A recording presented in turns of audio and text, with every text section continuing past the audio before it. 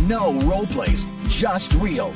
Chris and Lorenzo share 4 decades of combined experience to help you become a more effective leader. We've never really, as a workforce, spent a lot of time on making sure we're developing good leaders. We'll be able to share stories, experience, mistakes, failures, successes. This is Hacking Your Leadership. Welcome to Hacking Your Leadership.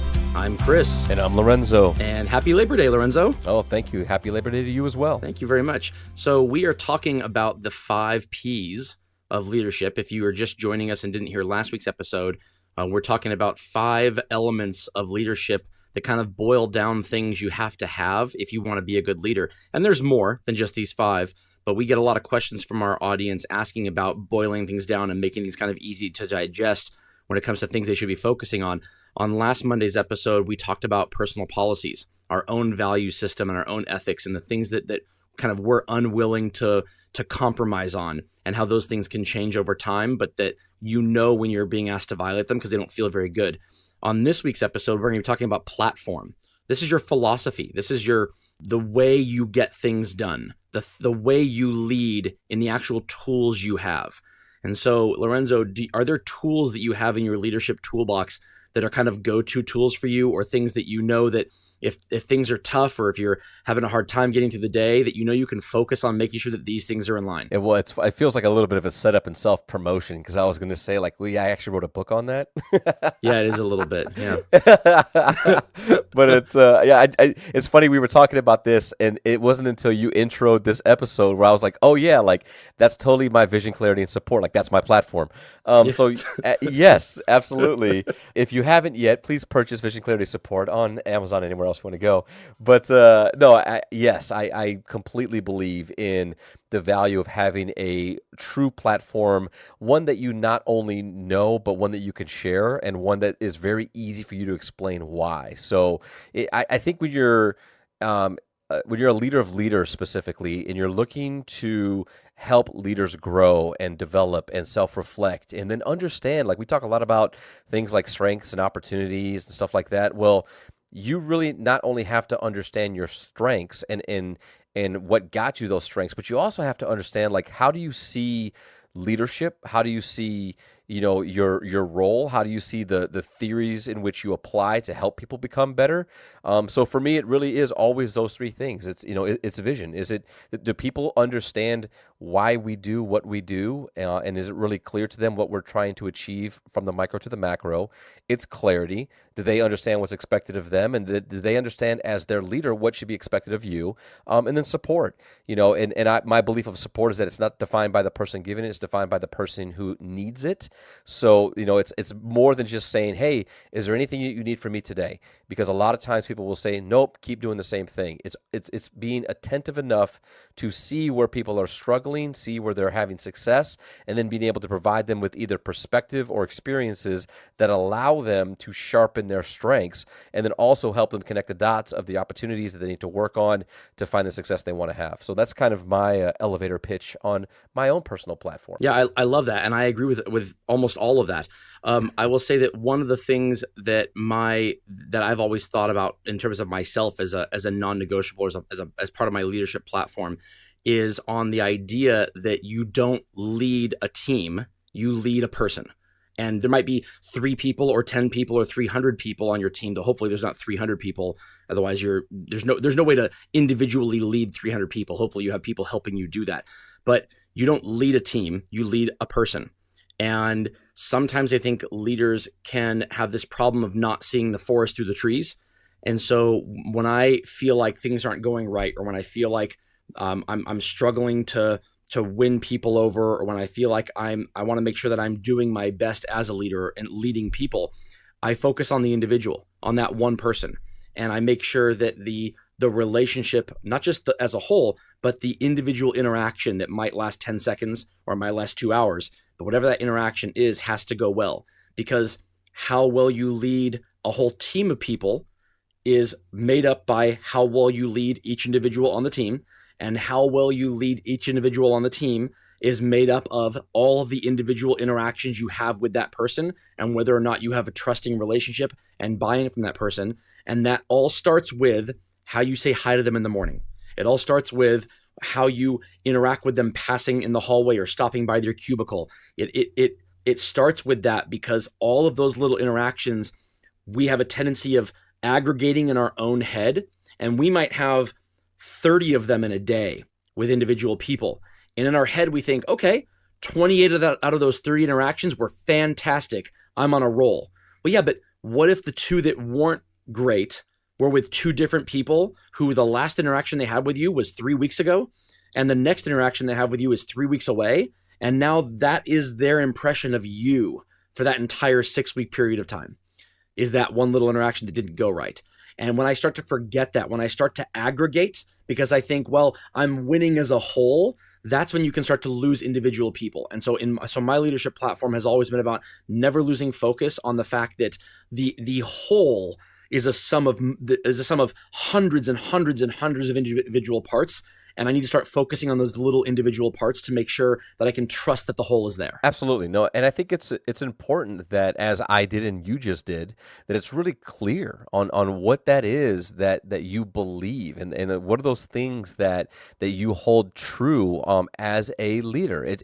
It's bigger than just saying, well, here's the company's values, and here's how my direct leader, or 2 or 3 levels up, this leader says this is what they believe. And what I tend to hear a lot, too vague. Exactly, right? Yeah. It's super vague. And what I tend to hear a lot is in younger leaders is just the parroting effect, like just parroting what other people say.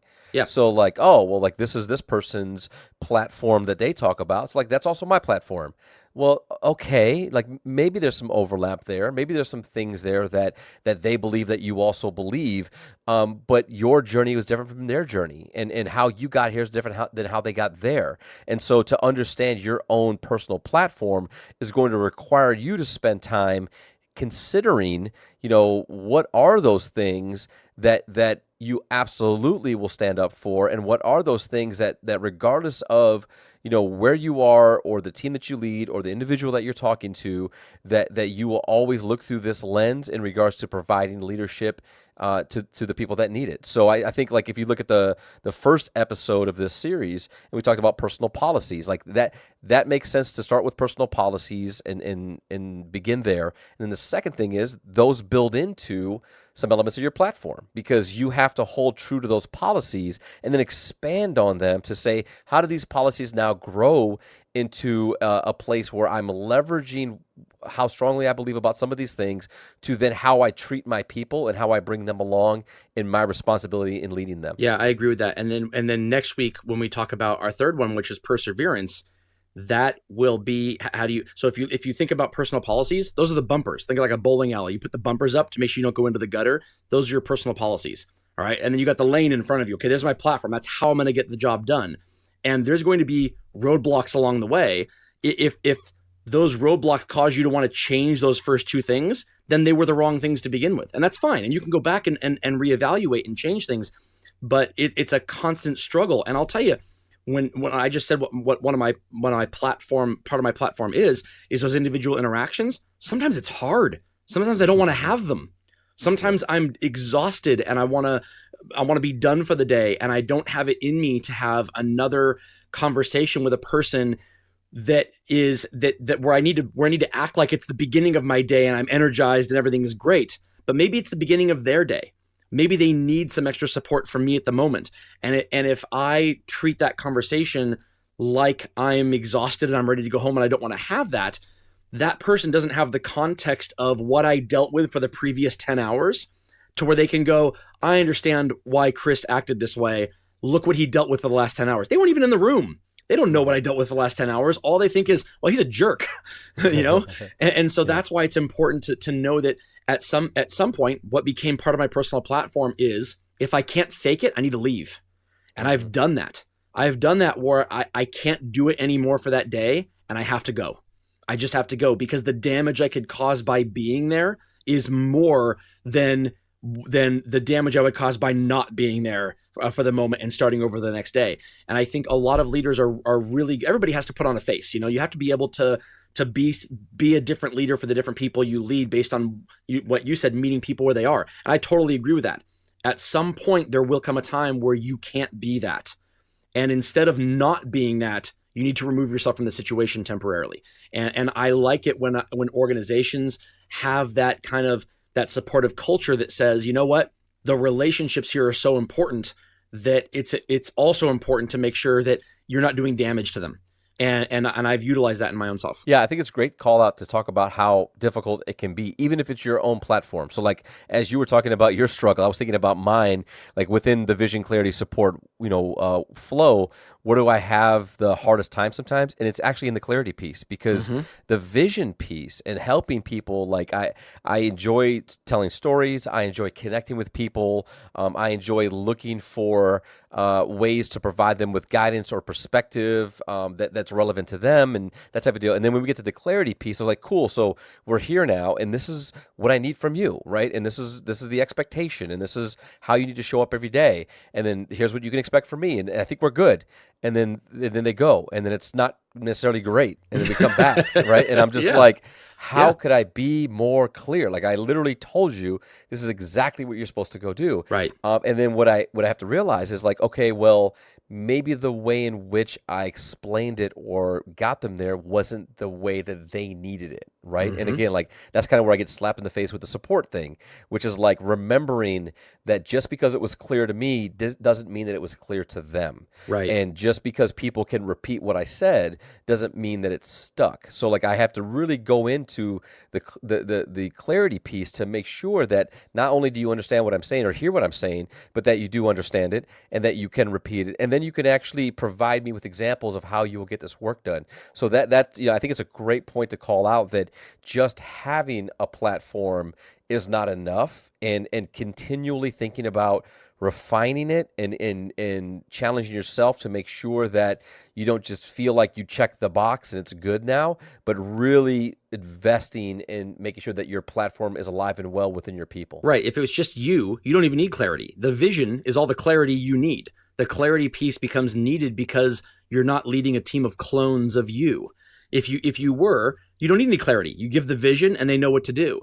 The more you are leading different types of people, the more that vision doesn't translate to what they need to hear all the time. And that's when clarity becomes more important. And to some of the people on your team, the clarity piece might be a footnote, but to some people, it might be a month or two of one-on-one talks and coaching and getting them through that. And that can become frustrating in the face of seeing other people on your team who didn't need much clarity. You gave them the vision, they set off and they went and they were able to execute.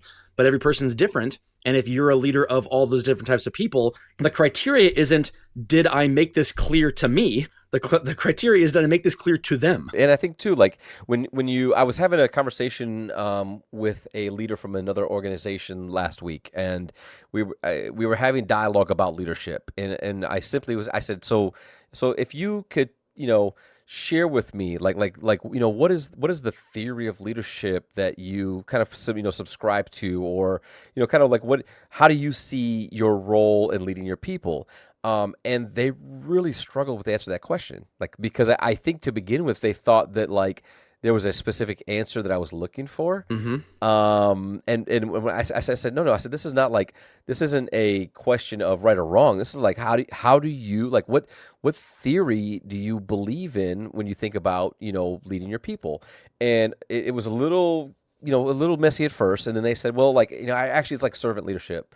I said, well then, tell me more about, like, what about servant leadership? Like, what do you mean by that? Well, like, right. I feel like I as a leader, I should serve my people and give them what they need. And I was like, okay, cool. So how do you do that? And then it was a good 10 seconds of silence. And they said, I have no idea, right? And we both kind of laughed, right? Because they're good for them, by the way. Right, that's humility absolutely. To do that. Good for them. That's right, and that's what we said. I was like, they're a successful leader in their organization, so it's not like they're not doing the things they should be doing. It's not like they haven't had success, that type of stuff. They just really hadn't thought about it in that way. And as we continue to have more and more dialogue, they started to realize, like, okay, like this is very helpful in the fact that. I know that I'm helping people. I know I'm developing them. I know that I'm helping my people get better. But I have not yet truly defined for them what my platform is. And so they really don't have any idea on what their platform is. So all they're doing is copying me. So like it was just really, really good dialogue about the fact that you can be a successful leader doing things. And again, we've boiled these down to the 5 that we believe are really necessary to be successful. This person had a platform. They just hadn't spent enough time to truly define it, get it down on paper, and then be able to share it with their people to then allow them to create a very clear platform. So the reality was like all of them and their people are working well within this system of the organization they work in, but is that applicable going somewhere else? Is that applicable if they take on a different role within that company? That's where having a platform can be super helpful. Right. And the more you vocalize it and talk about it and share it, the more you are likely to hold to it. It's in the organizations where everybody seems to be working well together, but nobody can kind of define why or how, that you don't realize you've lost it until it's gone and not recoverable. It's when you start talking about it and you're vocal about it and you're able to articulate what your platform is, that you become hyper aware when something doesn't fit within it. When those individual interactions or events occur that don't align with your platform, and you don't really know how to articulate what that platform is to begin with, those get lost. You don't see them happening when it's a 1 or a 2 here and there, but they add up and they can destroy the culture of an organization from the inside. If you know that you're good at doing something, but you don't know how to define what it is, it becomes important to start doing that, to really think about how you define it and share it. Yeah, absolutely. And it's another one that I've heard leaders share is a platform it's people, strategy, execution. And I really like that. And it's because like the idea is like, well, do I have the right people doing the right jobs within my organization? So like that's the first filter. So like am I hiring the right people? Do I have the right people, and are they doing the right jobs that they can be successful in? And then it's strategy. Is the strategy that we're implementing, is it relevant? Does it make sense? Is it a strategy that is for the long term? Is it something that is continuing to build upon? And then finally, the execution piece. Are we actually doing what we say we're going to do in our strategy? So, if you look at that type of a platform, it's the right people doing the right jobs. It's a clear strategy that will keep them focused on their North Star of where they're going. And it's got an element of accountability, which is saying, and are we actually doing what we say we're doing? And so like for me, again, similar to my vision, clarity, support, this people, strategy, execution, like it's that easy once you've kind of boiled it down to what you believe to be your platform. And it should be something that you can explain in 30 seconds or less. Yeah, it becomes an elevator speech to your people, because if it takes longer to explain it than that, it means it's not refined enough, or it means you don't understand it enough to be able to explain it in something that is easy to digest. So something that I think about when I think about the people part of that is we've all heard the term head, heart, and hands. Do your people have the head, the heart, and the hands to get this job done? Are they intelligent enough, smart enough? Are they the right kind of people to be in there? Are they bought into it? And do they have the tools? And if you can say that you have provided the tools, if you can put your head on the pillow and say, I've given them all the tools, and you can say that they are really smart people, they are a fit for this role, but they're still not getting it done, it means something's wrong with them internally. It means there's a heart piece there. They're not bringing a passion for what that business is, and you can figure out how to solve that, or figure out how to not have them be a part of the business anymore. Being able to determine what is lacking between those three things becomes imperative to trying to solve the problem. Because if you are failing as a leader to provide the right tools for your people, but they're bought in and they have the knowledge, the skills, they're smart, they're bought into the work, and they're not given the right tools, and they're failing, and you don't know that they're failing because they don't have the right tools, then in your mind, you're going to think, I have the wrong people, or they're not bought in. When in actuality, maybe you're not providing them with the right tools. And so you have to be able to kind of step outside the situation and see, do my people have the right things? Am I doing my job as a leader to give that to them? Or is there something that they're lacking that they need to be able to bring? You can't start fighting a battle unless you know who the opponent is. I completely agree. And with that, it brings us to this episode's 1 minute hack. The 1 minute hack. Okay, for this episode's 1 minute hack, we're going to talk about the tools you have to get the job of leadership done. If the platform is how you get the job of leadership done, different people have different tools in their bag. Some people are good at some things, some people are good at other things, and bad at the things that you're good at. And so for this 1 minute hack, what I want you to do is I want you to write down what you believe are the things you are good at, not leadership. It can't be aggregated, it can't be whole, it can't be huge. Little individual things that you think you are good at doing that help you in the job of leadership. And once you have those things written down, you need to partner with somebody that is a boss or a leader to you, somebody who's a peer, and somebody who reports to you if you have people that report to you. If you don't, then partner with more people that are peers. Peers are more important than your actual boss. Partner with those people and see if they agree. It's important that they agree that the tools that you think you have are accurate, because self-awareness is one of those tools. And I know some people who are not that great at self-awareness, and they kind of need a little bit of a wake-up call. But if you write those tools down and you think this is what you are good at when it comes to implementing your leadership platform, and your bosses, your peers, and your direct reports agree with you, that becomes your go-to bag, your tool belt that you wear to work every day. And when things start to flounder, or when you start feeling like you're having a difficult time, you can rely on those tools to get the job of leadership done, because that's what you do every day anyway, and it's important you recognize it. Yeah, it's a good one-minute hack, and I like the part around kind of the conversation and follow-up piece with somebody to kind of, see if they agree or not. Because one thing that can be really bad is if you believe that this is a strength of yours and then you just continue to apply it over and over and over again, it becomes a platform, all right. It's a sinking platform, right? It can cause a lot of damage. So it's really important when you're starting to think about, reflection and personal strengths and opportunities, that you do have trusted partners that can help provide you with feedback or validation of what you believe, so that you can make sure that the work that you're doing is the right work and it's actually a strength of yours, not a blind spot. Right. And it's important that the people you pick are people who will give you honest feedback. Don't pick people who, love you unconditionally and will tell you what you want to hear. These need to be people who have no problem giving you critical feedback too. Yep. And with that, it brings us to the end of this episode. This is Hacking Your Leadership. I'm Lorenzo. And I'm Chris. And we'll talk to you all next time.